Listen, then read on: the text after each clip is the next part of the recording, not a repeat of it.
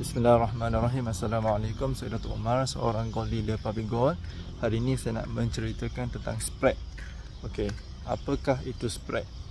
Okey, Public Gold ini dia adalah company emas yang jual emas. Okey, contohnya harga emas ialah RM100 untuk 1 gram.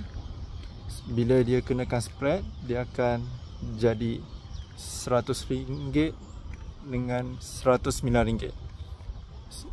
Itu setelah spread 9% lah. Maksudnya apa, daripada spread tu company emas terus dapat untung. Okey, harga emas RM100, bila jual balik dia jual harga spread. So bila kita beli emas daripada company emas tu terus untung. Okey, so macam mana kita sebagai penyimpan emas nak untung waktu beli emas? Caranya simply simpan emas untuk jangka masa yang sangat lama. Sebab apa?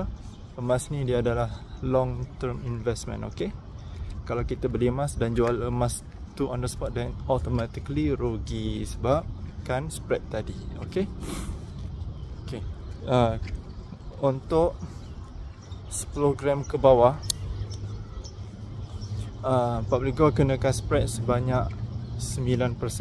Okey, maksudnya beza harga emas raw dengan harga emas yang dijual tu sebanyak 9% lah beza harga dia. Setiap tahun harga emas naik secara purata 10%.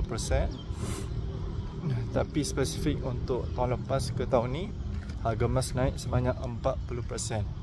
So siapa yang melabur emas sejak tahun lepas memang dah untung banyak lah. Sebab tu orang kata harga emas tengah mencanak naik. Okey, itulah specialnya emas.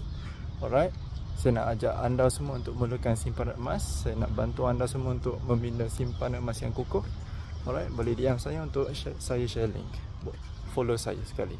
Alright, Assalamualaikum.